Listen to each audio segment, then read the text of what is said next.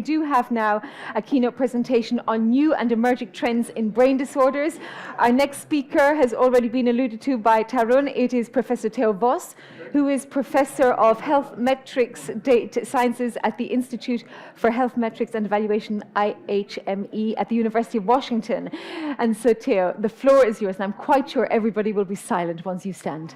What I plan to do is to show you the best sort of cobbling together of all these estimates that we make under the umbrella of the global burden of disease to best inform what the size of the burden is of conditions that have a link to brain health. And as you've heard in the room next to this one, there's a setup where a prototype of an online tool of brain health is being shown that encompasses the estimates that we make and that I'm presenting here, country by country. So IHME was founded in 2007 to standardize measurement of health outcomes worldwide. And that leads to the estimates that are being made regularly. We used to say annually, but because of the pandemic, we are a couple of years late with our newest round of estimates on the global burden of disease, injuries, and risk factors. It is a huge undertaking of trying to find all relevant sources in the world on a list of more than 370 diseases and injuries currently, in lots of detail, by age, by sex, over time. And we try to do this by synthesizing all available information. And when you make that your principle, you also take upon you the duty to make all these disparate health data sources more comparable. So we do a lot of active tossing up data, understanding what potential biases are, and we make lots of corrections to data sources that are available in order to make them all measure the same construct in the end. We've been promoting the use of summary measures of health, measures that combine health loss due to death and health loss due to non-fatal conditions, disabling outcomes. And that complements the more traditional measures of estimating prevalence, incidence, and death rates condition by condition. And by putting it all into a same metric, and the common metric we use is the disability-adjusted life year, we allow comparisons to be made between very different sources of health loss, whether it is road traffic injuries or depression or meningitis, some with very high risk of death and mortality being the main component of the disease burden, and others where there is no direct mortality burden associated. Now, we started doing this work in the early 90s. But in much more earnest, this has been done since the foundation of IHME, and with a much broader reach, making estimates country by country over time, and for many countries, certainly all the bigger countries, making estimates for subnational units, the provinces of China, of Nigeria, or Ethiopia, or Kenya, or the states of India. And increasingly, our estimates are being used by researchers, by policymakers, but also, major philanthropists in making decisions on how they spend their money on health, as well as companies around the world. So we endeavor to give decision makers timely, relevant, scientifically valid, and actionable evidence to improve health policy, practice, and outcomes. So key streams of work that contribute to this is following the demographic trends. And when we talk about brain health, much of the estimates and the course of the estimates until now and going into the future is very much determined by demography. The extended life expectancy that we're experiencing in many countries, but this general shift to much lower fertility and aging of populations puts a much bigger onus on health systems to deal with conditions of older age. And many of the brain health disorders affect people at older ages more than at younger ages. So that we couple with this detailed assessment of the disease burden. We also have a stream of work on how much health expenditure is there by disease.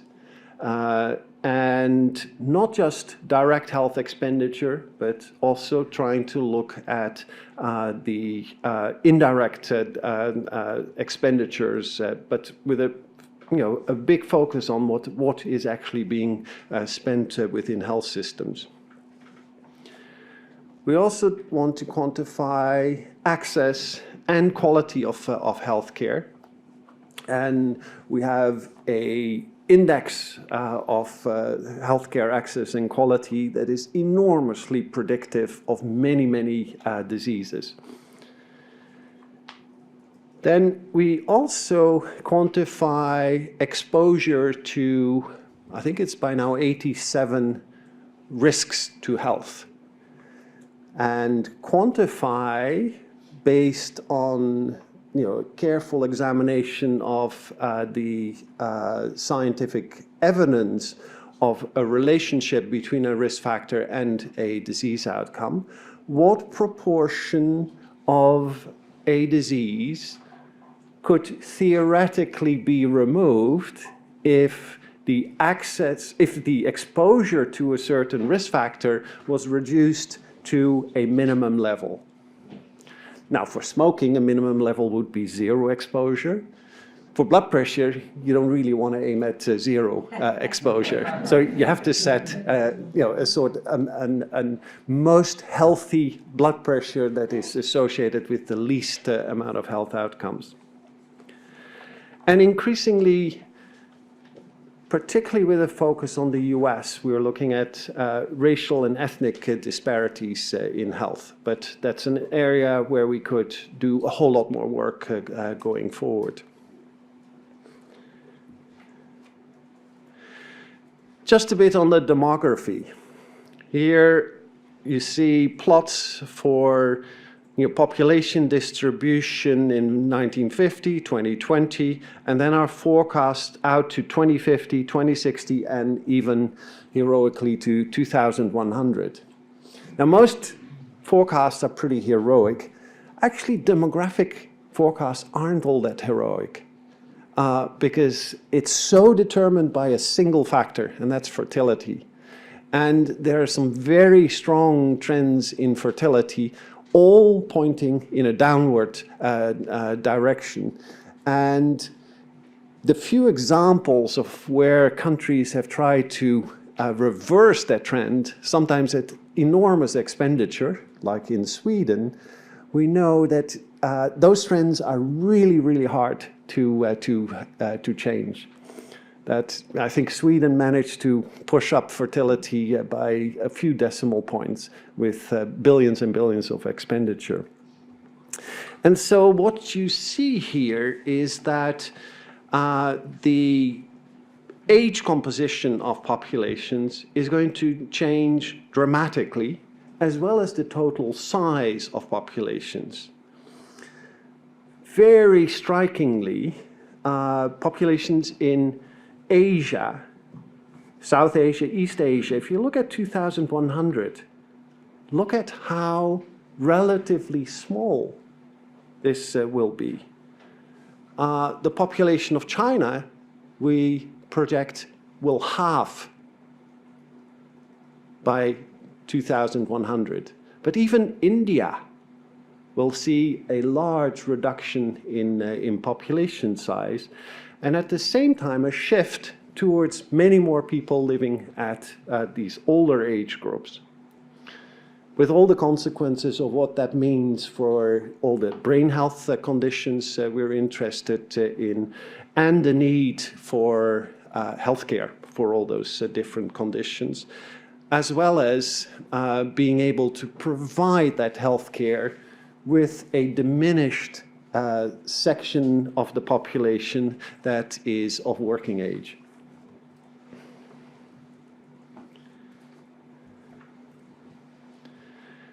This is a paper we wrote a couple of years ago on our forecasts of cases of dementia, Alzheimer's disease and other dementias, increasing from an estimate of 22 million in 1990, around 60 million in 2020, to as much as 153 million.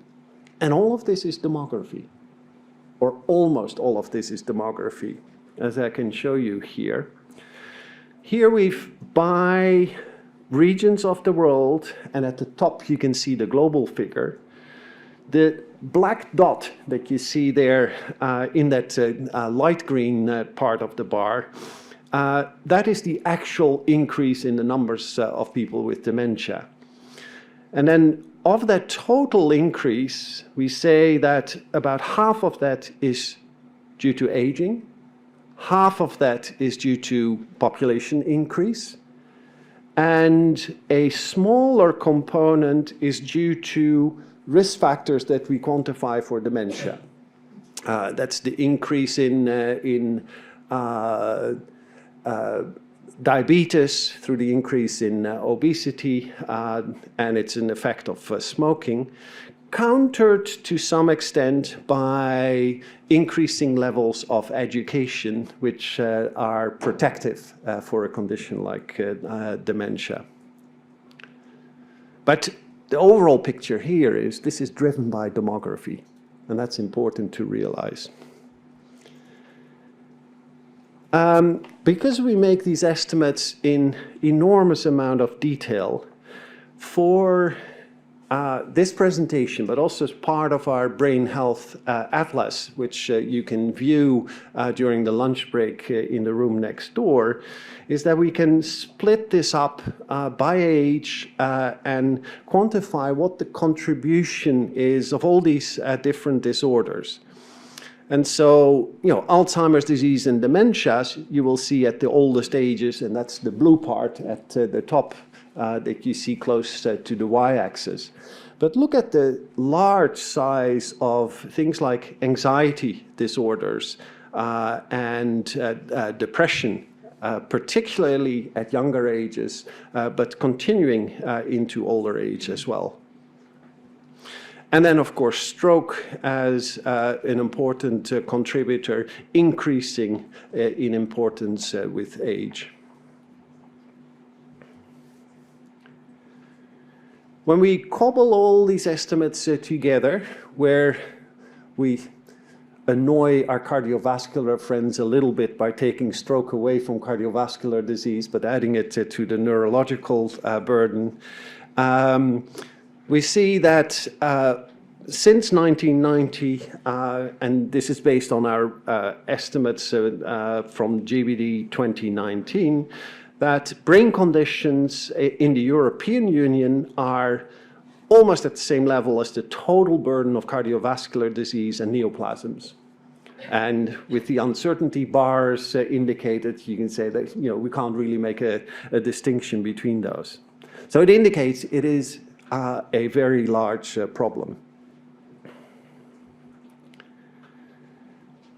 Now, moving on to the consequences for cost. Here is an analysis of the direct healthcare spending attributable to dementia, and that forecast to the year 2040. And so what you can see is that for Europe, we expect until 2040 a more than threefold increase in expenditure in Europe alone. And you can see that is particularly striking in Western Europe, but also substantial numbers in Central and Eastern Europe.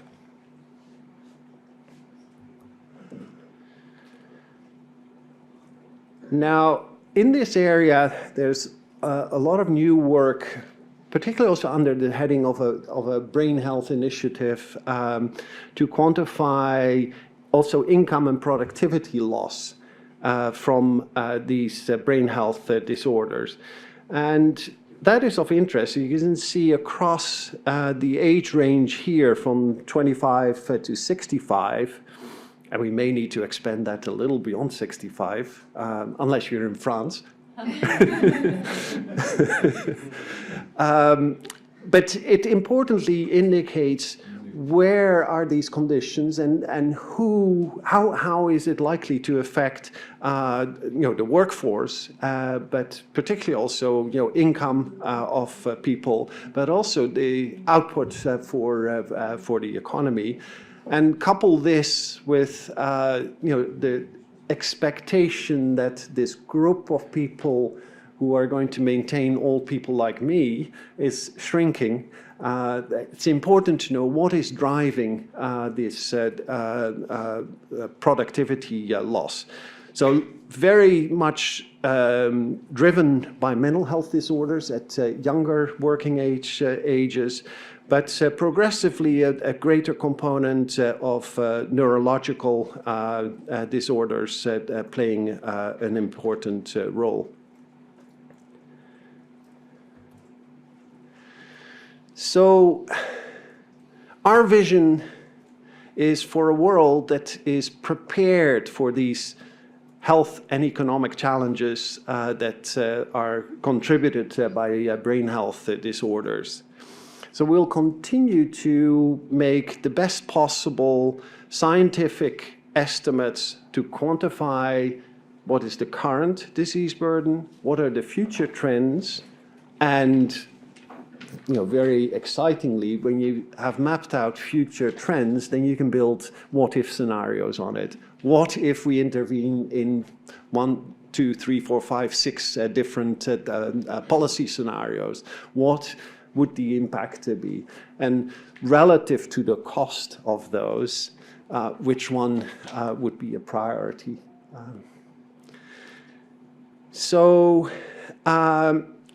We rely a lot on what we know about all these diseases.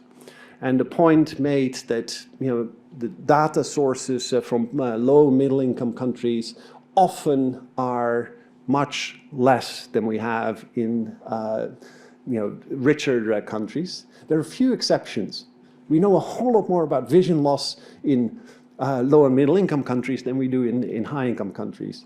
Of course, it's a way bigger problem in low and middle income countries, so that's the right distribution. But it's rare that we have great coverage of data sources, particularly in Africa. And so any help we can get, and we've started a whole series of workshops and we've done it in 3 countries in Africa, and there are 2 more being planned, where we hope to establish much better relationships with people in those low-income countries, and hopefully can work together to improve on the quality of the estimates,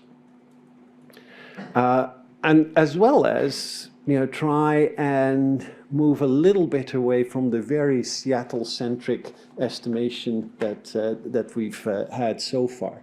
I think that's been important because we had to ensure quality. And when we initially started the work, we farmed out a lot of the work to different groups in the world and found so many inconsistencies and such a poor quality of work that we centralized it for the sake of making the best possible estimates.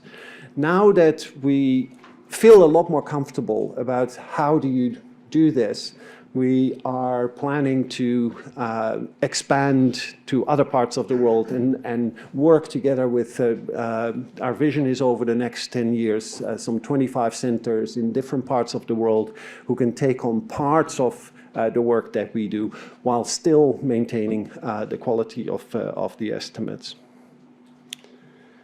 So,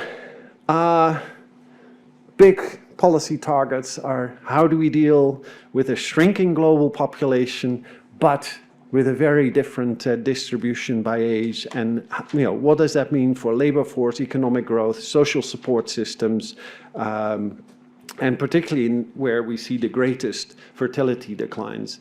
Once you've had your fertility declines 100 years ago, then you're more in an equilibrium again. But there are many countries that still need to go from the beginning of the demographic transition to the end.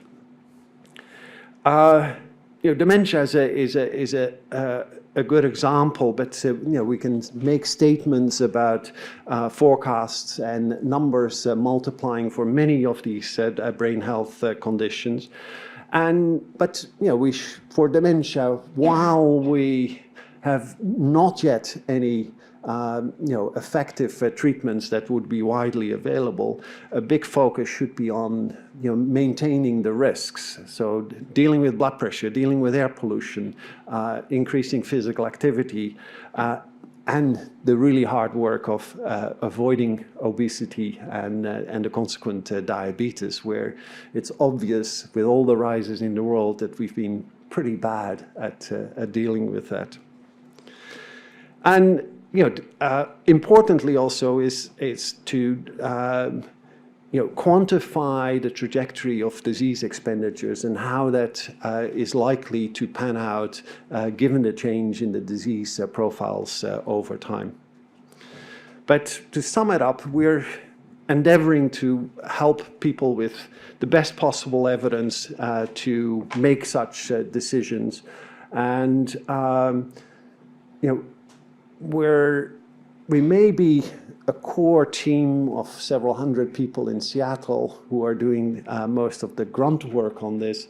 We have by now a collaboration of 10,000 people who are signed up and contribute to our effort all over the world. And it's an incredibly valuable resource that we have. And Elena, maybe not to annoy you, but the comments we get back on draft papers from all our collaborators are far more important and insightful than what we can get from even high-class 4 or 5 reviewers. Next time.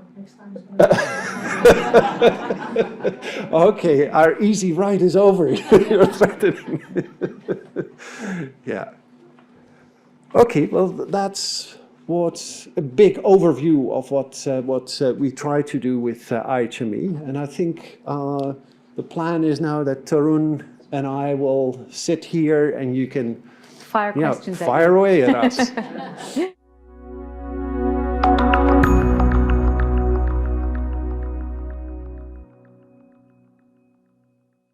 And I recently read your last in the psychiatry paper on mental health disorders and the sex differences, that they were impressive, how women suffer more from depression and anxiety.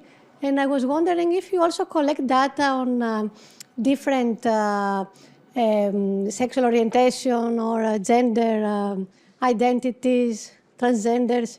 Do you also collect this data or not? Not yet. Okay. I think we'll have to. It will, really depend on how many primary sources can inform that endeavor.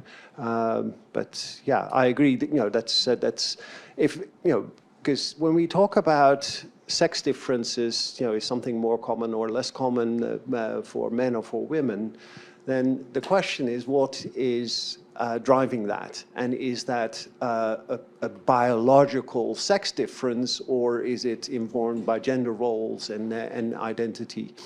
So, you know, I think it's a very valid point, but challenging.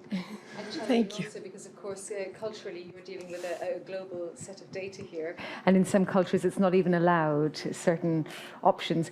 Yes, I must go to this corner here. We might need to eat into the... Have we got a microphone in this area? Oh, yes, there's one over here. If we can just pass them... Sorry, yes. We'll shoot them out with quick fire round answers. About this work, Theo, it's fascinating, it's thrilling. I think as a brain health community, we're sorely needing this type of profile with IHME, so thanks for this. I have a brief comment and a question or two, which might expose my ignorance perhaps, but I will take a risk. First of all, I really liked how you profiled, or it was interesting to see that you spoke about mental, neurological, and cerebrovascular diseases, because when you look at the proportion of the burden, stroke is more than 40%, dementia is more than 10%, so we have half of the burden of neurological diseases in just these conditions. But traditionally, for years, they were attributed to cardiovascular disease, they were attributed to mental health, so half of the burden was kind of invisible. So I'm happy that although you're annoying your CVD colleagues, it's still happening, that they are now considered as a part of the brain disorders burden. A couple of questions. For the Brain Health Atlas, you already took stroke to the brain, but ICD-11 entered into the force in 2022, and I suppose there will be some time for countries to implement it, actually many years. So one question is when you will start in your annual updates reporting stroke as cerebrovascular category. And the second question, if it's even possible to be answered. And the second question, how do you feel about sometimes, I suppose this is done for the sake of simplicity, speaking about disability rather than disability adjusted life years, because we know that it's more than disability, because DALYs are denoting life lost or healthy life lost due to illness, but also premature mortality. So it's going beyond disability, and yet often DALYs are abbreviated for just a disability, so I wanted to know how do you feel about that. Thank you. Maybe on the last one.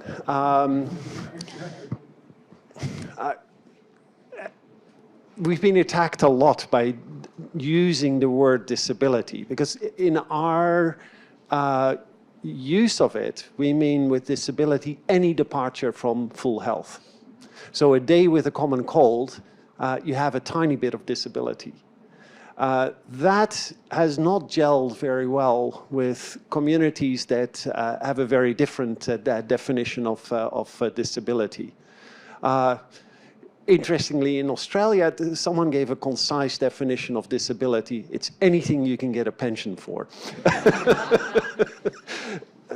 So I think it's important to realize that. It's also important to realize that we focus on health loss, not on general welfare loss. And there are a whole lot of reasons for that, and you can challenge those. But we think it's for a measure that's related to health, it's most important to concentrate on health loss and not weave in all sorts of social consequences of that. Yes, they are important, but they probably benefit more from a very specific focus on health that you can then associate with all those other outcomes. But can I add on to something like this? And this attack on the use of the word disability, I think this is becoming important. And in field of neurology, at least we are hearing more and more from especially people with lived experience about this concept of neurodiversity. That is emerging now, and that that it is how people perceive themselves. In terms of as we are having it on a spectrum, and what is a disease, what is an impairment, how does it is ultimately impacting our functioning and quality of life. And I think what at least I see from a policy angle, that we use these numbers that we have on prevalence, we have on DALYs that comes from the global burden of disease. But they need to be complemented by other sets of information at a country level in terms of, as we are thinking about access to services and access to health systems, interventions and strategies, and bringing back and this has come up very much when we are looking at, in the DALYs, when we were looking at the metrics that goes into it. How's a person perceiving themselves? And somebody might feel that even with all the disability, they are well functioning, and somebody might feel that even with a smaller disability, they will have an issue, right, yeah. Theo? I think that's a core of the argument when we talk with disability advocates.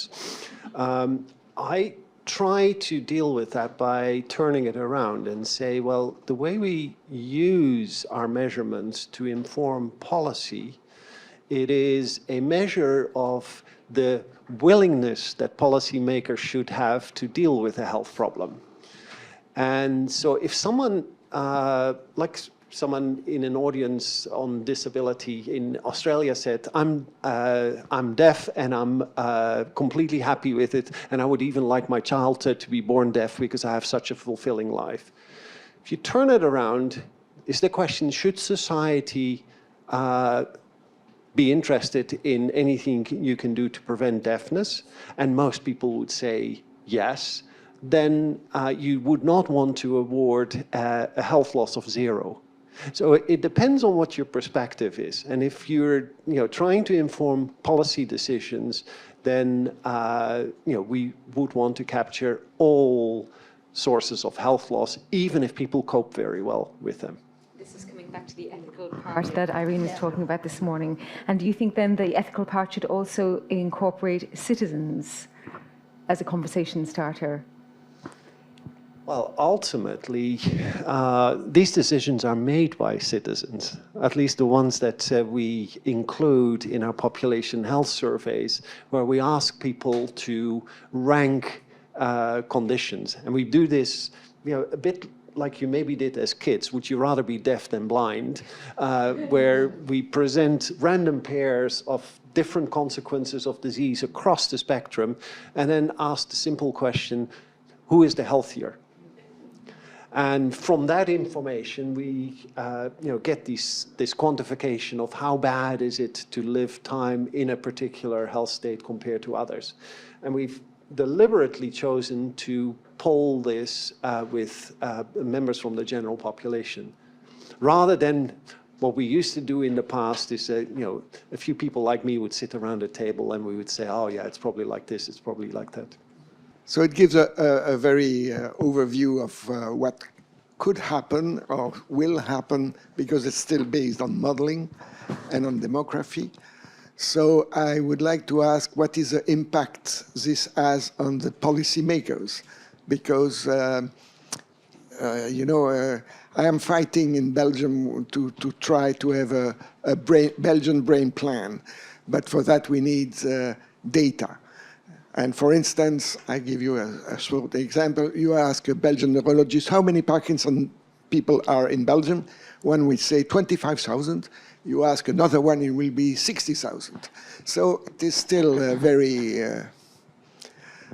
elusive. So my question is, what is the impact those data have on the policymakers to construct a European brain plan? We have more than a little challenge, because this notion, oh, these are only modeled estimates.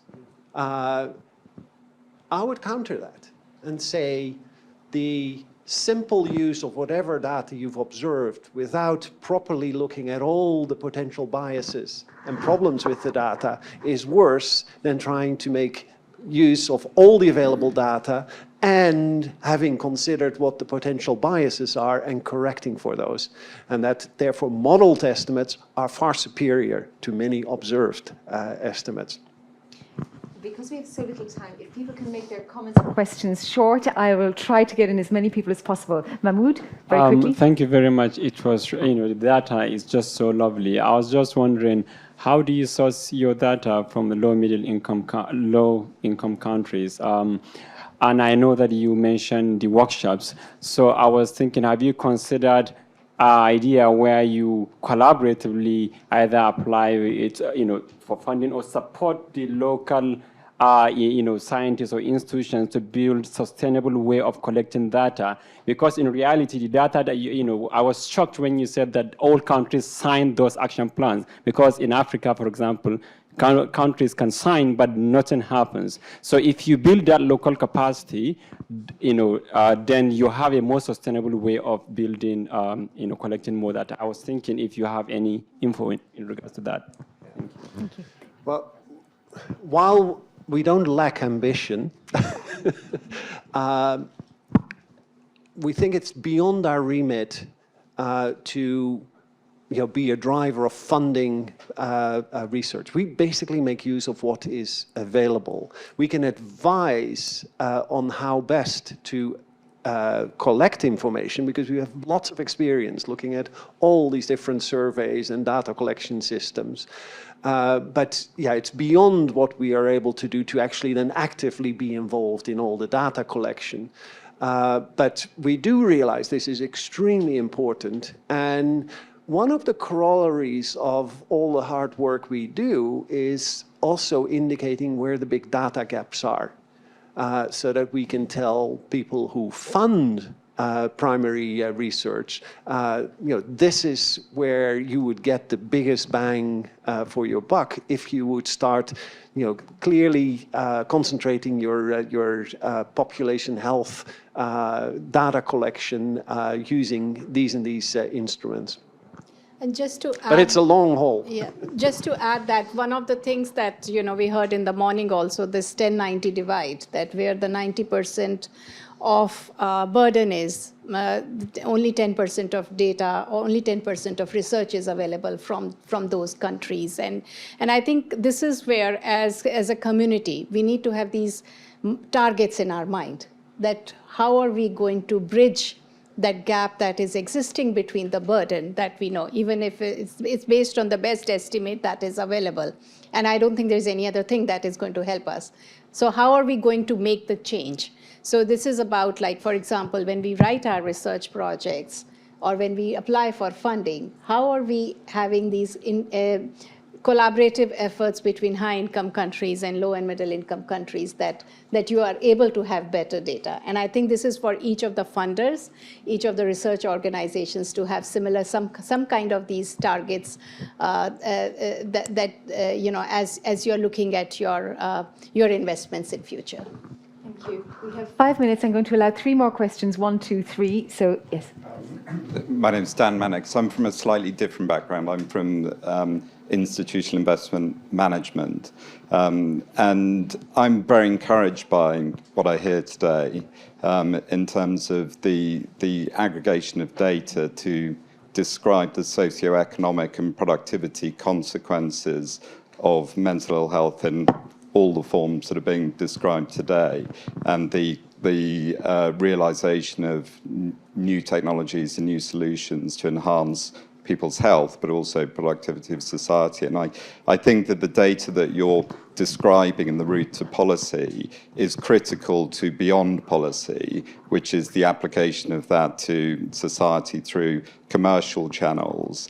I'm very excited about the opportunities that this presents to genuinely enhance the productivity of society, which I think is as you said earlier, is fundamental to the stability of democracy. And I think that there's actually an increasing amount of capital available from the private market sector to work on initiatives that have a demonstrable impact on the long-term health of society. And for me, brain health is at the heart of that. Well, it sounds like a lot of people need to talk to him later on in order to get more funding. So, Pavel. Yeah, my name is Pavel Švibod. I'm from eBrains, the research infrastructure for brain studies. And you both mentioned the word scenarios. And I would like to ask you how you design scenarios knowing what we have just seen and knowing the economics of healthcare aspect of it, which we can probably visualize as we speak. I mean, in our area, we talk about disease-modifying treatments most of the time, which are not one-off expenditures. They are durable expenditures. So how does one take the economics of healthcare aspect into that equation in a meaningful way? Well, simple answer is you make up the scenarios. We can think of things ourselves, but we try and do this with the users of the data. We have the platform. We can crunch the numbers through the platform, but what those scenarios are, there's almost infinite number that you can think of, from very specific, what if we increase access to a particular drug, to what if we deal with air pollution or climate change, or so it's under different scenarios of migration with all these population changes and climate change happening. What are the potential impacts on health? So, yeah, it's almost infinite. But you have gone to him with certain scenarios, so you have thought about scenarios. So there are, like, the most important thing that has, in the recent times, we have all looked at COVID-19 and the health scenario, that how this will impact in future, thinking in terms of the mental health conditions. And we saw a 25% increase in the mental health conditions post-COVID. The scenario that is with the long-term COVID. So that's a real example of it, how this has impacted the policy making. The important scenario this data is very important at a country level is the investment, if it happens in the brain health conditions, in the mental health conditions, or the neurological conditions.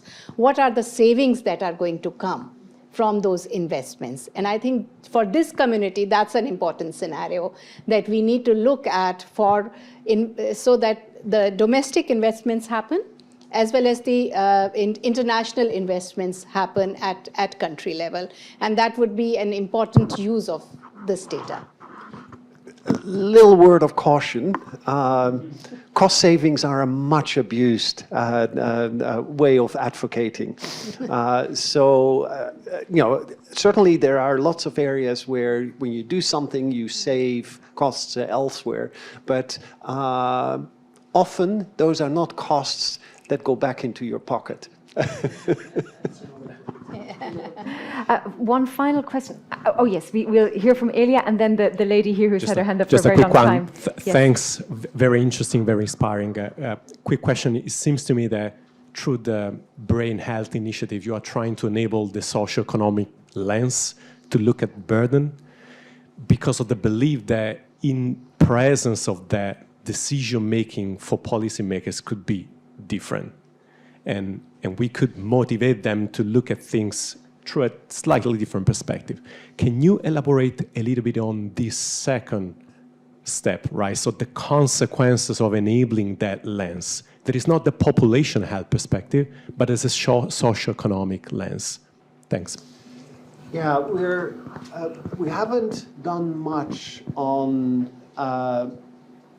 subdividing burden by some socioeconomic gradient. We realize that between all the geographical units for which we make estimates, that socio-demographic indicators are highly predictive, so we realize this is really important. Most of the data sources that we have do not allow us to easily quantify gradients, disease by disease, by socio-demographic indicators at the individual level. So within countries, we have done far less work. More of a focus of that work is in the US. And that's part of our US-centric bias of working from Seattle, but with a lot of US funders particularly on the estimates of burden by smaller units, by race, ethnicity, socioeconomic status, as well as disease expenditure. We're going a lot more fine-grained. But there's a huge scope to extend that to other parts of the world. And the very final question. I'm so sorry I haven't been able to take all of the questions. So many people had hands up, and I really don't want to eat any more into your lunch break where you can chat amongst yourselves. Final question. Sorry, I'm not sure if it's working. Yeah, it's mostly fine. For the live stream. It's fine, yeah. When you speak of scaling up interventions to tackle risk factors like smoking or obesity, there has already been some evidence of the application of behavioral economics and nudge policies to in certain countries like New Zealand, for example, to combat smoking. And I was wondering if there are other areas of intervention where nudge policies could be applied, say, for example, to reduce stigma with the brain health checklist or toolkit in clinics, for example. So neurology and nudge units, combination. I've done a lot of work when I was still in Australia, looking at prevention and what works, what doesn't work. This is, talking 10, 15, more than 15 years ago. The headline story there was that most things that rely on behavior change are not very effective. And if they are effective, the effect wanes rather quickly. The things that are much more effective are things that affect you in your pocket. So price changes, regulations. Now, of course, it doesn't hold universally, but that is, I think, still the case. Even though I've moved away from that field a little bit over the last decade. Just to add that, there is some evidence that's emerging, especially for the early years of life, as we are looking at those, those multifactorial interventions, and also the work that, in fact, for the later life, the fingers trial that you mentioned, Finland, and that reminds me of the worldwide fingers. When we are thinking about these interventions that act at, you're combining the interventions and looking at the outcomes, basically. And when we are looking at some of these interventions, it's the combination of the interventions that impact for example, in cases of early years, it is the responsive caregiving, and then you're looking at the health and the nutrition and the WASH interventions all coming together. And we can see that if you're measuring brain health by looking at brain structure or functioning or some psychometric tools, you can see that it is having an impact on children's development. And we know that the first 2 years of life are where maximum brain growth is happening.